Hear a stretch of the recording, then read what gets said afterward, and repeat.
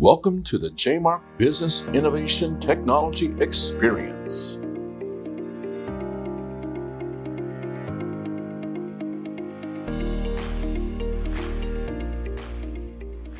Okay, so welcome everybody that is watching or listening.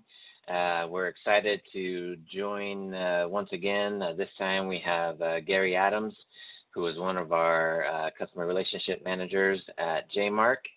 And I think we have a pretty interesting topic today that a lot of people will be interested in. And I got to read this because it's so good. Making technology changes painless so you get rocking. So you can get rocking with solutions to make your organization successful and your employees equipped to rock your world. So pretty good topic. So to start this off, the idea for this topic came because everybody hates change. Everybody fears change.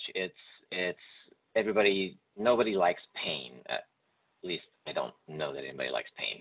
There may be some masochists out there that do, but we don't like pain. And so the idea that a lot of businesses have is that, they may be going through this struggle of, technology isn't working, or maybe it's just they're not moving in the right direction. They know they need to make some change, but there's so much going on. There's so many initiatives happening. There's so many projects happening. There's meetings all the time. I don't have time to change IT providers or change my IT strategy. And essentially that idea of I don't have time is saying that the pain to prioritize that change is too much. I don't want to deal with it. And that is what we need to talk about today, because the reality is that MSPs or organizations that are leading the technology strategy for companies and helping to make this change should be doing it in a way that it's not painful.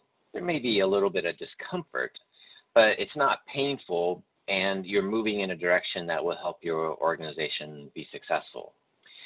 So Gary, to start off, I'm wondering if you could kind of, from a very high level, talk about how JMark handles the onboarding process. And for those listening, we're not doing this as a commercial of this is how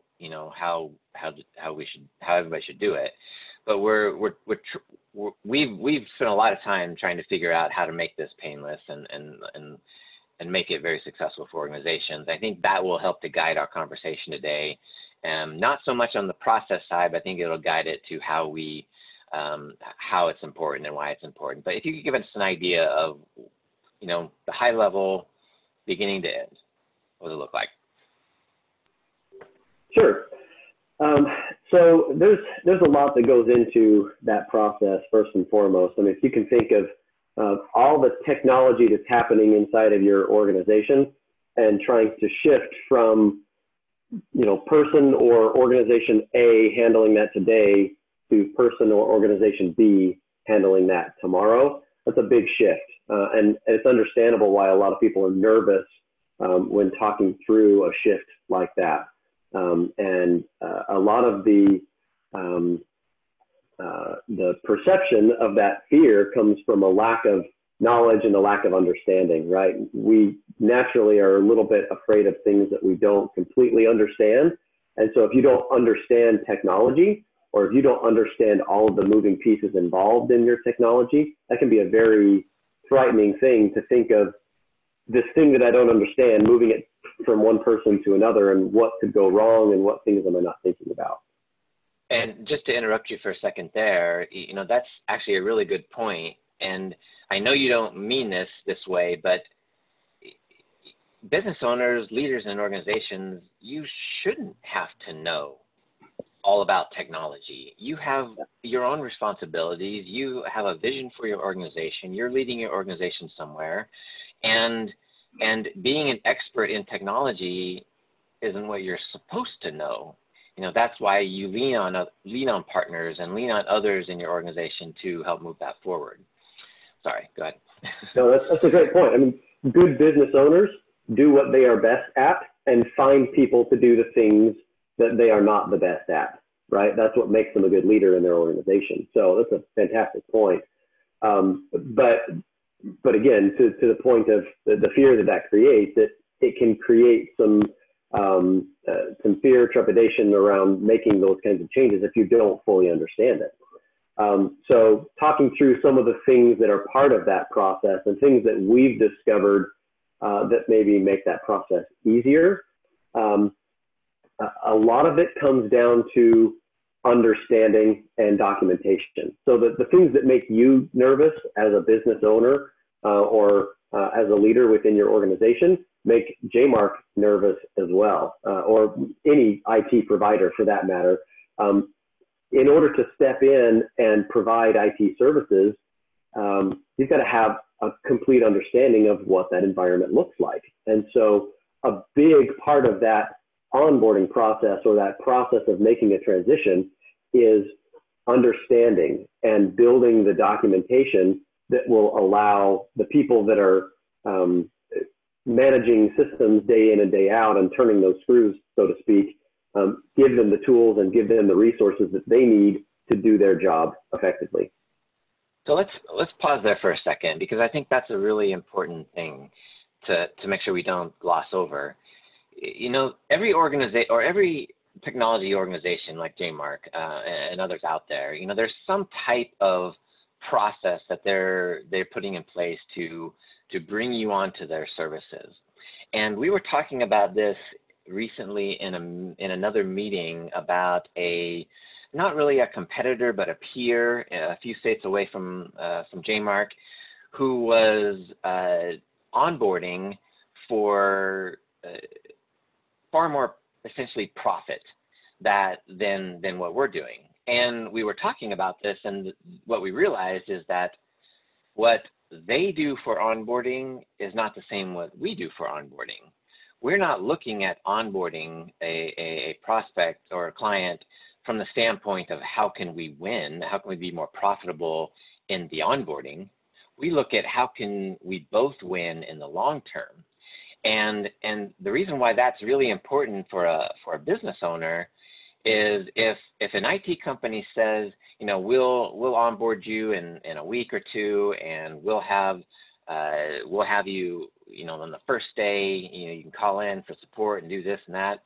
The problem is they're doing that in a way that they don't even understand or know the complexity of the organization's technology.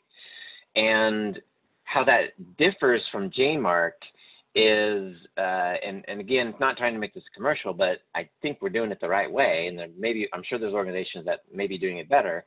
But what we do is we go in and, like you said, really understand what's going on. I mean, it's not just understanding the network topology and understanding system resources and how full hard drives are and things like that. It's understanding, you know, just the ecosystem of software and hardware, and then also looking at the goals of what the business owner and leaders are trying to get out of this relationship. That is complex, and you can't just gloss over that and do it really quick, which is why we're going at this from the standpoint of looking at the long tail solution and doing it methodical and successful to make sure that the client is successul. Yeah. But I think anyway, I think that's a really good, important differentiator to. And you brought up an interesting point there, Todd. You can go in and do a network assessment and document the systems and IP addresses and usernames and passwords and, you know, the things that you normally think of with an IT onboarding. And you can do that in the course of a week, maybe two, depending on how complex the environment is. But how much time does it take to really understand the business processes that are happening inside those four walls? How much time does it take to understand your workflow and the things that make your business tick, the things that make you successful as a business, the things that create risk within your organization? And to operate as an IT partner, is a very different thing than operating as an IT vendor. And you have maybe had conversations about that in previous conversations. But operating as an IT partner means that you're plugged in and engaged in what's making the business successful and what do they need to do to move the needle on their side. And that takes a lot of time. To the point of documentation, going back to some of the things that happen during that onboarding process, yes, we're documenting the technologies and the systems that are in place, but we're also documenting the people. Who are the key players? What is their role within the organization? How do we get in touch with those people? Do they prefer phone or email? What kinds of drivers are creating success within the business, driving change, and all of those types of things? I think that's a really good point, because I think that from the business owner's perspective, and not just the owner, the leaders in the business, but every single person at the business, every end user, that's what they're concerned about, except for maybe the tech people or the chief technology officer, something who's concerned about the network. Everybody else is worried about, we're switching IT providers. How's this going to affect my work? How's this going to affect what I'm doing every day? Is it going to make it better? Is it going to make it worse? Is it going to cause a commotion and put this project I'm working on behind for a week because this new IT people are coming in and messing around with stuff? And I think that's so important, because it's easy to overlook that really all of what we're doing, all of the technology that we're bringing in, is to support those business processes. And it's just the tool that gets that work done. Yeah, I think that plays into what we've talked about quite a bit is the people first, technology second approach that JMark takes, and that kind of guides our our entire onboarding process. And it really is ultimately about the people. I mean, you don't bring on an IT partner to just make sure the lights stay blinking. It's about making sure that that technology is serving the people who are making the organization successful. So I was thinking a minute ago, if I was standing in the shoes of a business owner, looking at making a change, and I had this fear that it was going to be just a painful process and was going to totally disrupt my life, work life. What are the questions do you all think that you would want to ask an IT provider to find out what the onboarding process looks like, and if you will have that change, or if it's kind of a changeless or painless? I have several questions. I guess the first one I would ask, you touched a little bit on it, I think, but I think you could go into it further, is how long is it going to take from start to finish for my company? Yeah, that's a fantastic one, and it's very, very important, the point that we're talking through. The short answer to that is, to a certain extent, it depends on the size and complexity of your business. Obviously, an office that's got 20 or 30 people and a fairly straightforward business process has fewer moving parts to document than a large organization that's got multiple locations, maybe different geographies, maybe different lines of business that are part of their business process. And so that onboarding process can range from a couple of weeks to a couple of months.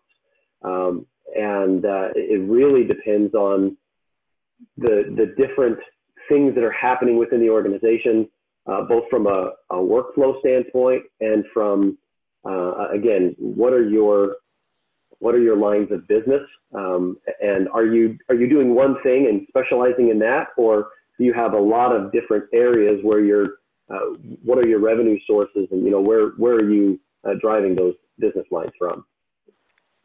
I think it's important to also point out that the question of how long does it take needs to be put in a little bit of context, because the length of time is often determined by how much pain you want to endure.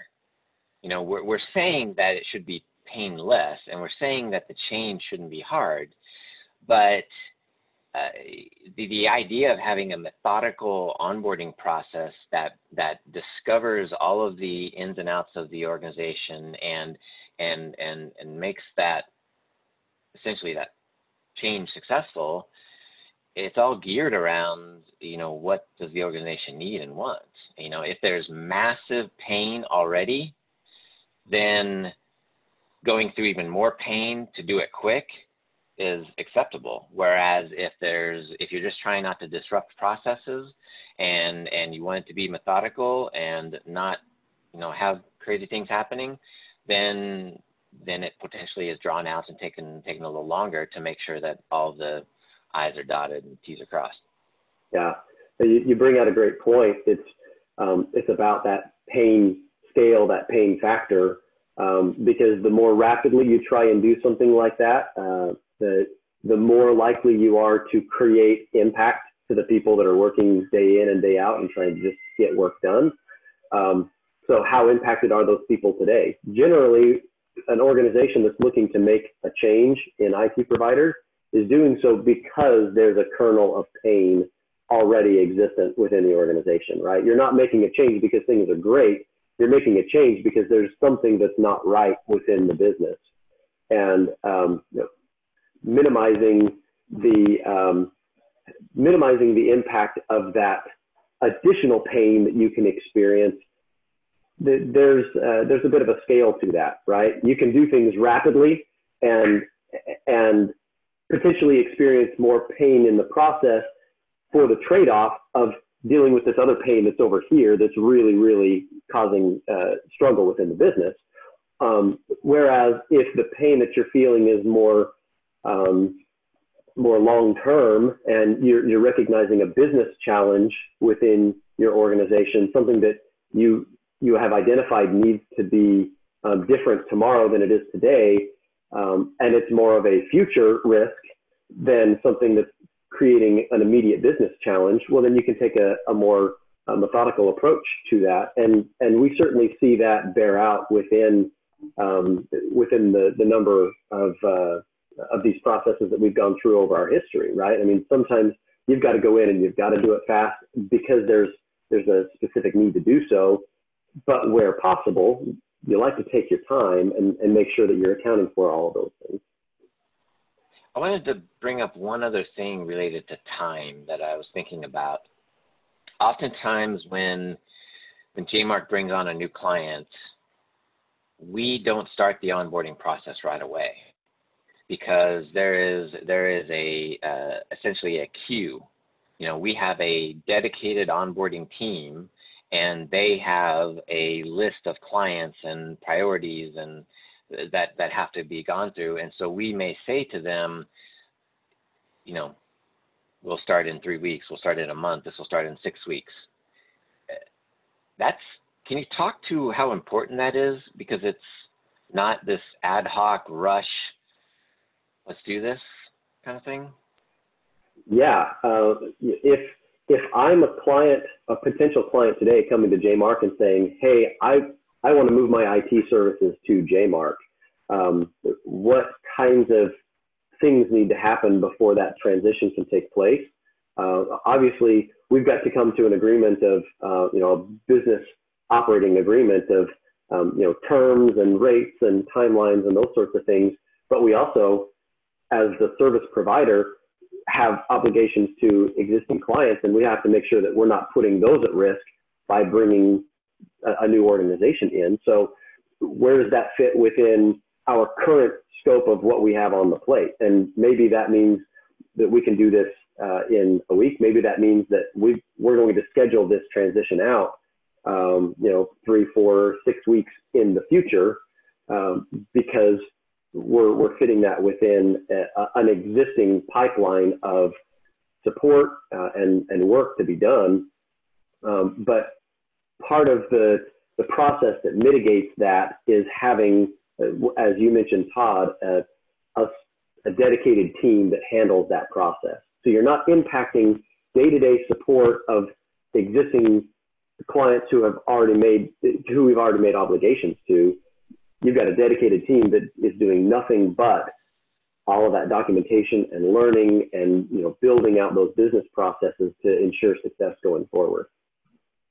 And I think it's important that this idea that we talked about this a little bit a few weeks ago, I think it was, maybe it was last week, and the idea that a lot of relationships are built on this idea of selfishness.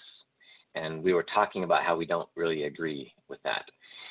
And as a business owner, hiring a partner, it is so important to realize that you want your partner to be successful. It's not just about you. You want to be successful, and that is your number one priority.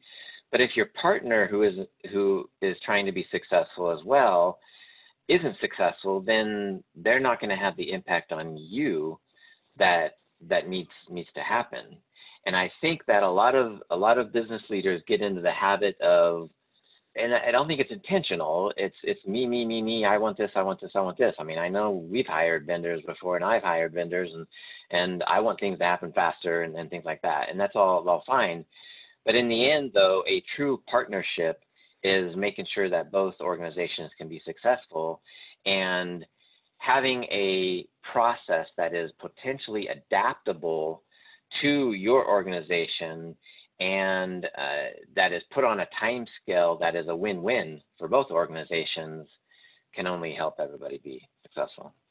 And I think it's important to remember that pays off in the end for you when you've finally been onboarded and you're receiving the service. And what you spoke to a few minutes ago, that down the road, when the next client comes on, resources aren't going to be taken from taking care and servicing your agreement to go to the next guy. That we've got the different teams that are taking care of each stage of your journey. Right.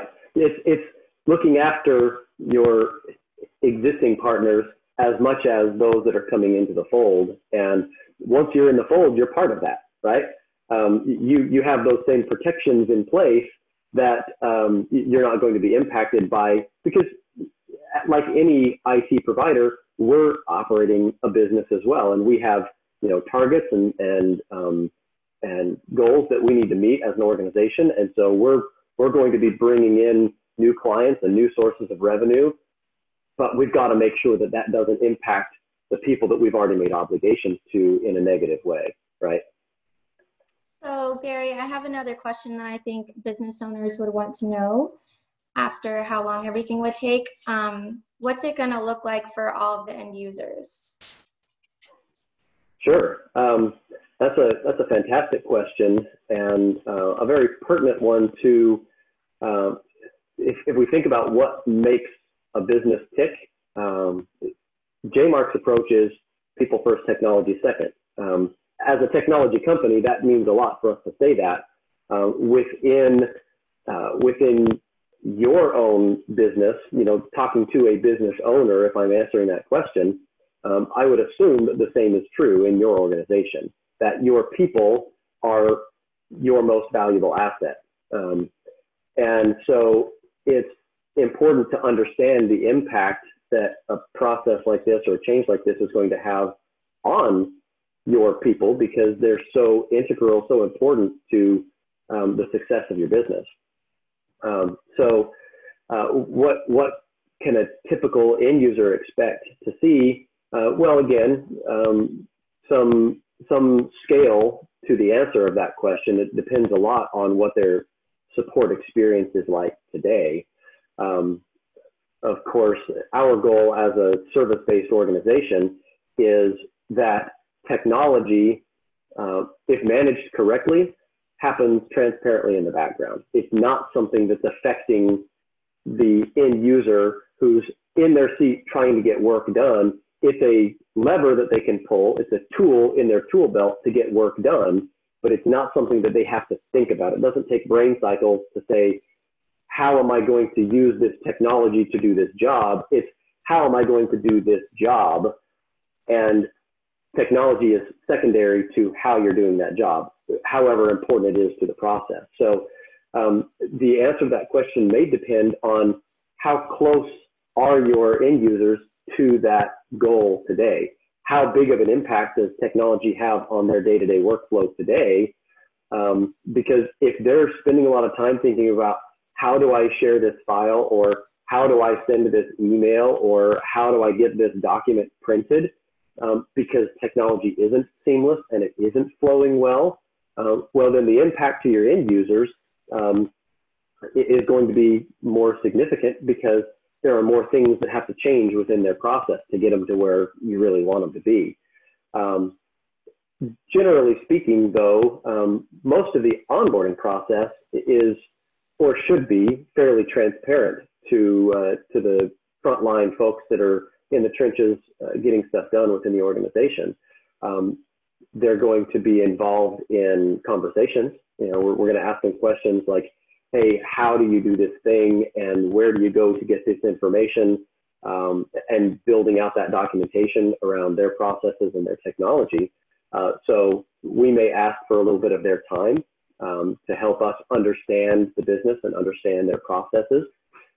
We may also ask for a little bit of their time to retrain on how to do things, and not just from a technology standpoint, like how do I send that email or how do I get to that file, but how do I interact with IT? There's usually a decent amount of retraining folks. Maybe it's retraining bad habits, and maybe it's just providing tools and resources to be successful going forward. But this is how you interact with the support team, whether that's phone or chat or email, or what works best in their workflow. But it's the biggest impact to the end user is that of time and being able to interface with them and pull in that information and have an open dialogue. To add on to that, one thing I hadn't even considered before this discussion that you touched upon is, as a business owner, you want to understand what automation does the IT partner have in place or will put in place to make sure that the experience is as touchless as possible to the end user.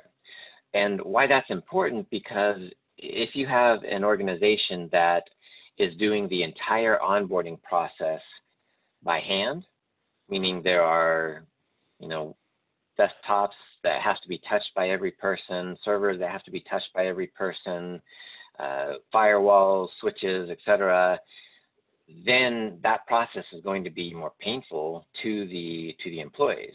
Whereas when you have an organization who has developed the automation and the scripting like JMark has, we have a dedicated automation team, then it'll be, all that stuff's going to get done, but they've taken the time to potentially script out and automate a lot of that stuff so that we can install software, monitoring software without them knowing or without them rebooting their computer. We can do updates and things behind the scenes. We can clean up Active Directory or whatnot, and I'm just spewing things out. But a lot of these things, I've seen the numbers. We pull them fairly regularly, but we're running millions of automated scripts on a monthly basis, is my understanding. Not just scripts, but monitoring and all the different things that happen. That is so powerful for the onboarding, because an organization that has, I'm thinking more about a smaller IT company where they're going to come in and just send somebody on site or send a few people on site and touch everything. It's more interactive and more potentially painful because you're interrupting people's workflow. And what that really enables, Todd, is anytime you take a manual process and automate it and turn it into something that can happen without human intervention, that opens up that time investment that you would otherwise need to take to have a human connection. And what I mean by that is, if I would normally have to sit down and run a process, install a program on your computer so that our team can manage that machine, if I take that human process and translate it to an automated process, so now I have a computer installing that software on your computer so I don't have to touch it, that frees me up as a resource, and it frees the person whose computer that is up as a resource to talk about the things that we got to earlier. What business processes are affecting your organization? How do you get work done? And it gives us license to be more interactive on a human level with those team members, rather than spending all of that time managing the technology and managing the bits and bytes of what needs to happen so that we can support your computers going forward. That's not what's important. We let our systems do that job for us. We've invested the time and the resources and the money into those automation tools so that our systems can take care of your systems, but our people can take care of your people. And that's really what that facilitates.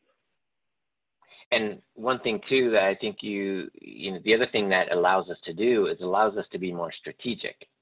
It allows us to spend time with business owners and business leaders and actually create a technology strategy or a 5-year technology budget or whatnot, so that we can essentially help them be more successful. But if we're spending all our time just shoring things up manually, there wouldn't be time to do that strategy piece and that people touch, or it would just delay and delay and delay until some future date. Then is important. So Gary, do you have any more details you want to give on what the business owner can expect from the experience? Yeah, I think we've talked through pretty well what you might experience with that process. I mean, obviously the big piece is the interaction and the process building and documentation. There is also an element as you tail into the end of that onboarding process of aggregating all of this information that we've put together and turning it into something actionable. So something that a business owner can expect out of that process is, when we get to the end of this, we should get something tangible. I should get something tangible that tells me these are the things that are going well. These are the things that need to change within the organization. And this is what the impact of that is going to be from a cost standpoint, from a time investment standpoint.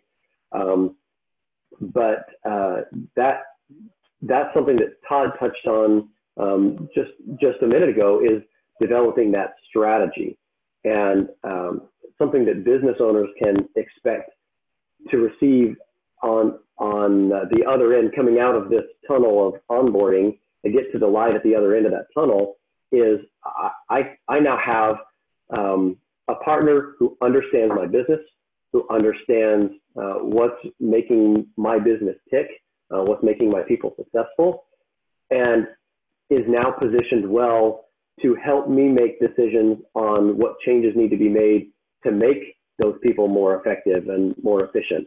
How can I streamline their job so that they can focus on what's important to us, our customers? How can my people focus on spend less time messing with technology so that they can focus on driving revenue into the business, or on cutting down costs, or whatever it is that person is responsible for. If they're not spending time dealing with technology because it's humming along and working and everything's doing what it's supposed to do, then those people can do what I'm paying them to do, right? And rather than dealing with the struggles and the mess of technology. So one thing, and I think this answer is obvious to all of us, but it may not quite be obvious to somebody out there listening.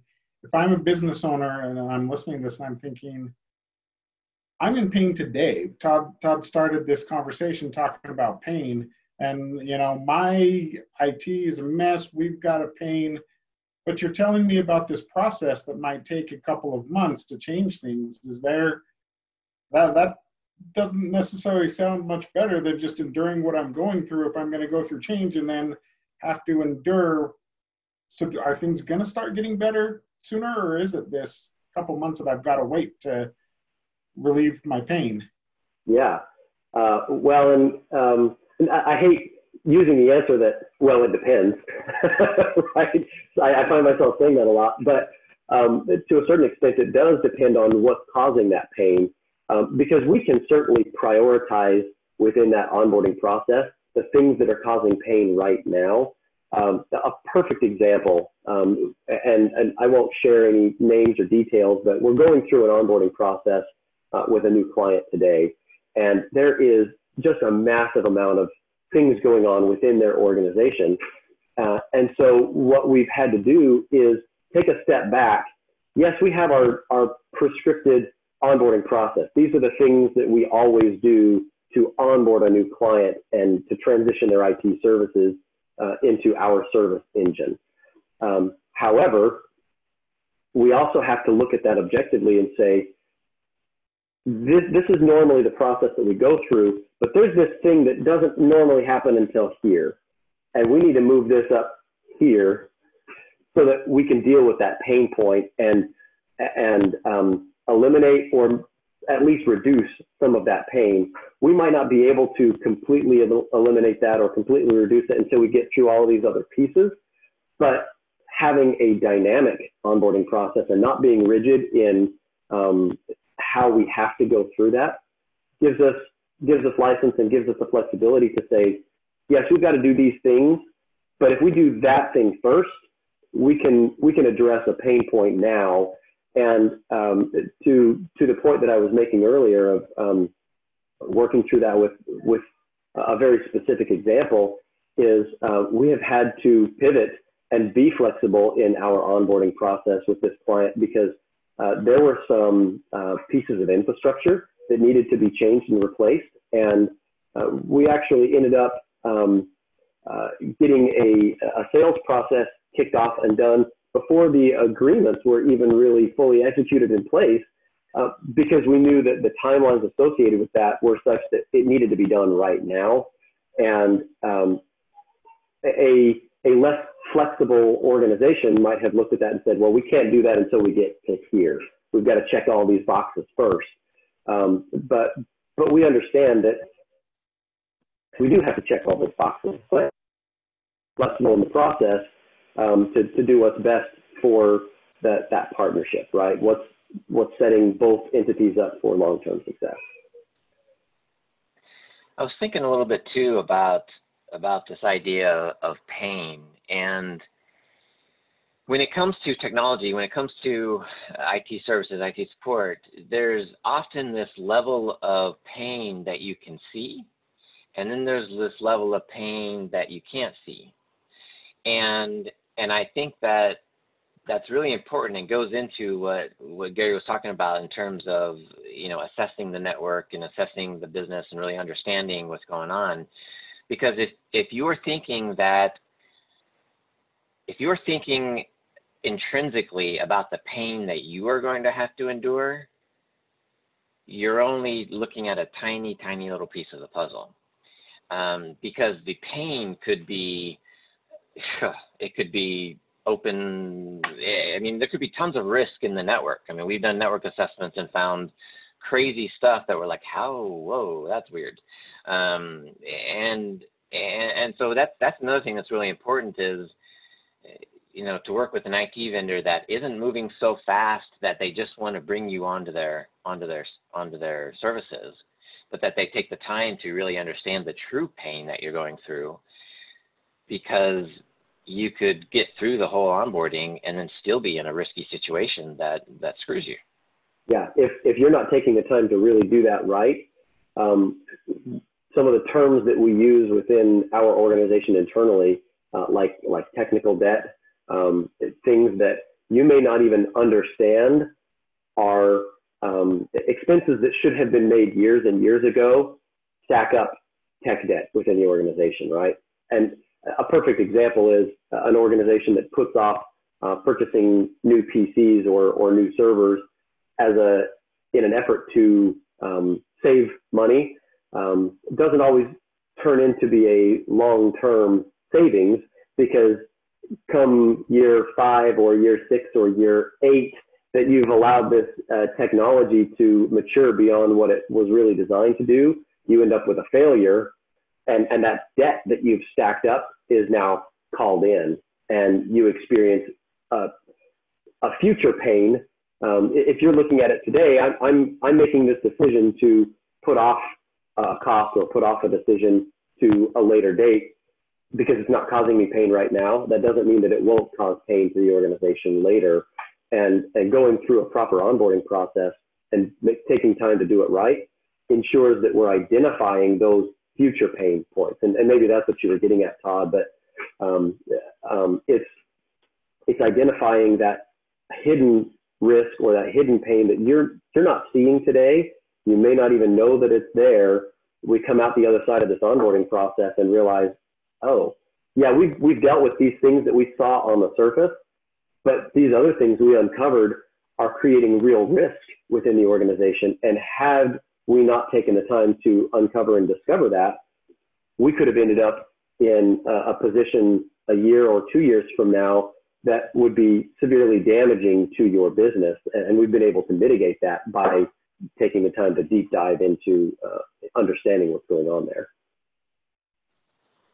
I think it's worth noting too that none of these things are happening in isolation. This kind of brings back to something that we touched on last week in our discussion, that in order to build this partnership, when we're even in the sales process with a potential client, we are asking these types of questions. We are, finding out about their business, finding out about these things, and then our sales team is bringing that conversation back and informing the onboarding team, keeping everybody at JMark, all the teams that are going to be involved, appraised of what could happen, so that it's not this process where there's a handoff. We make the sale and then, okay, we made the sale today. Tomorrow we'll start telling the onboarding about this new client. It's happening intertwined and everybody's apprised all along, so that when this does happen, we are prepared and we are ready to start. The process in effect has already started because we've already discovered these things that we need to be ready for. Yeah, a good portion of that discovery process does happen before the sale, to use a term, and has to a certain extent, to understand that you've got a good partnership that's going to be mutually beneficial for both organizations. You have to understand a certain amount of what's going on within the business and what's causing pain and what objectives do they have and where do they want to be, so that we can ensure that this is going to be a good fit on both sides. So yeah, making that a seamless process all the way throughout, because there's several virtual passings of the baton that happen through that process. You've got the sales to onboarding process who's passing that baton and saying, here's everything that I've learned, here's everything that we've discovered, these are the things that are important to the client. And then you have the onboarding team who's passing the virtual baton on to the core service delivery team, who's going to be supporting them day in and day out, saying, these are all the things that we've uncovered. This is what's going on within the organization. And those processes typically happen if we're on an onboarding process that's scheduled to take a month. Well, at least 2 weeks prior to that service cutover, we're having conversations between the onboarding team and the core service delivery team so that they can knowledge share. And the core service delivery team can ask questions that the onboarding team may not necessarily think of because they're not in there every day. They're not the ones supporting the client day in and day out. And the core service delivery team says, well, what about this? Have we answered that question? And, oh, wow, that's a great point. Let me go get that information from the client so that I can provide it to you. And making that more of a gradient approach instead of a hard line. This is your sales process. This is your onboarding process. This is your day-to-day support process. You want to blur those lines. And that's the whole topic of this conversation, is how do we minimize that pain? Blurring the lines in those processes is a big part of reducing that pain, because when you have a hard cutover from A to B, and you reset those conversations and you're asking the same questions all over again, and the client's going, didn't we already talk about this, like over there? Why are we doing this again? Building that gradient between those processes helps to make it a smooth transition all the way across. Yeah, I like that metaphor of passing the baton, because in a race, the person who, the next runner is already running before the baton gets passed, and the person who passes the baton, you know, they're running alongside them a little bit before they end their portion. They should be up to speed before that baton leaves their hand, right? You don't exactly walk the line and hand it off and then they start running. There's a transition period involved in that. And that's true of all aspects of that process, from the sales to the onboarding, from the onboarding to the core support. Even if we're backing up a little bit, from the existing IT support to the new IT support, there has to be a ramp up period there. And that's not to mean that there aren't, to use another industry term, hostile takeovers where you know, there may be as a bad relationship, and that's why there's a change happening, and this the previous entity is less willing to engage in the process. That exists, not discounting that as a fact. But generally speaking, most IT partners and IT providers out there are understanding of change within your business, and that change evolves. We've brought on clients and we've offboarded clients, just through the same natural progression of business, where we get to a point and they've grown or we've grown, and it's no longer a mutually beneficial arrangement. And the parting of ways is a good thing rather than a bad thing, because we're moving on to something that's more tailored to what makes us successful as a business, and they're moving on with a partner who is more tailored to their current needs, because it's not a one-size-fits-all solution. But again, the point is that passing of the baton, that getting up to speed before that baton leaves your hand and goes on to the next person, has a place in not just within the same organization, but between organizations and between the IT partner and the recipient of those services, the client as well. So as we get towards the end here, one of the things I was thinking maybe we should do is kind of everybody turn on their mics, and I want to leave people who are listening to this with solid questions that they should consider asking their IT provider or the IT provider that they're thinking about hiring on how they are going to reduce the pain in this onboarding process. So we've mentioned a couple. Let's reiterate those, and then if you have one, say it. We won't give the answers now, but let's get the questions out there so people can note those. So how long will the onboarding take? What's it going to look like for my end users? What's it going to look like for me? What's the strategy piece that I'll get out of this at the end? Where's it going to leave me? Mm-hmm. What kind of information do I need to provide to you to help you do better onboarding? When will it start? And when, not just when will it end? Yeah. I guess. How will it disrupt my schedule? I would want to ask, what's the process if you discover something unexpected in the network? That's a great one that we didn't really have time to get into. Maybe is a topic of discussion all on its own, but that's part of the process, right? What happens when a red flag gets raised in the process? Yep. And do you have a process for dealing with that?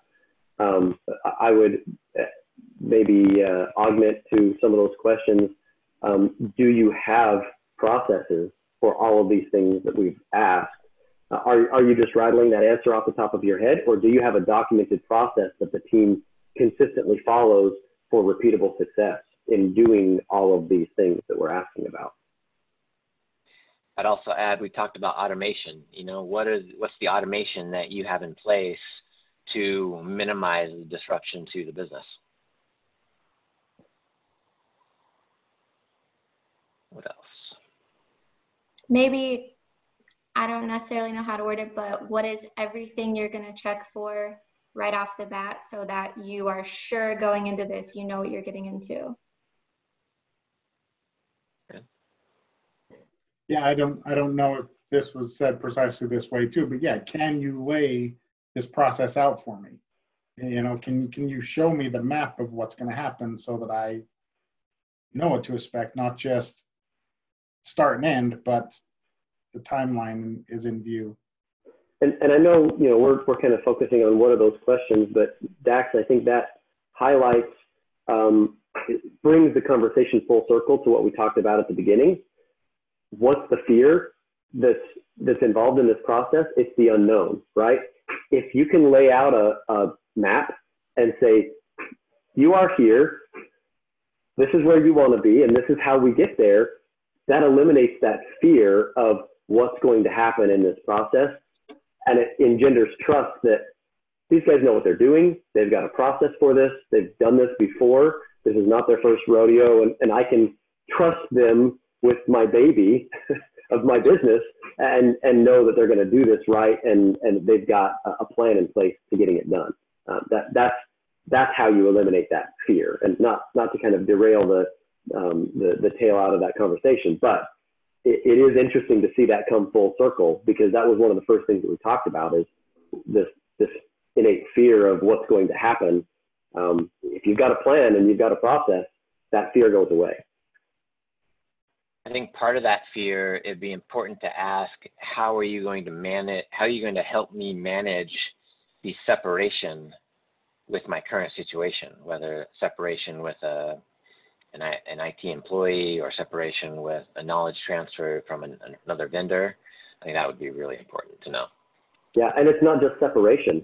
There are cases where we will bring on a client who has an IT employee or team of IT employees that we are augmenting rather than replacing. In fact, it's more often the case that we are augmenting those teams because they're bogged down. They can't deal with all of the infrastructure support pieces because they're focused on keeping your end users happy.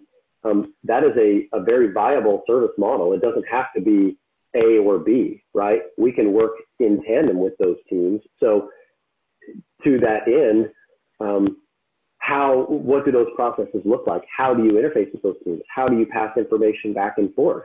How do you ensure success of our internal IT support team while still ensuring the success of your core support team? So that's a huge question to ask, especially in larger organizations who may already have in-house IT support they want to keep on hand. I think it'd also be important to ask, if I've gone through this sales process with one or two individuals from the IT partner and I have this relationship built, and then all of a sudden I'm going to be transferred over to somebody else, who are these other people and how are they going to help me? And if the answer is, well, it depends, because it's a small company that is just going to see whose schedule is free and who is non-PTO, then you're dealing with some mediocrity that is going to be challenging. Any other last questions? I don't think so. Okay.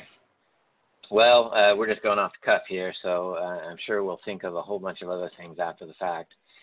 But thank you, Gary, for joining us. Thanks everybody for that's listening or watching. I think it's really important that in developing a relationship like an IT partner, that everybody, or that business owners, business leaders, take the time to truly understand how this new IT partner is going to minimize the pain, how they're going to reduce the pain. And frankly, especially at the time we are right now, there's a lot of uncertainty and a lot of discomfort and a lot of pain in the world.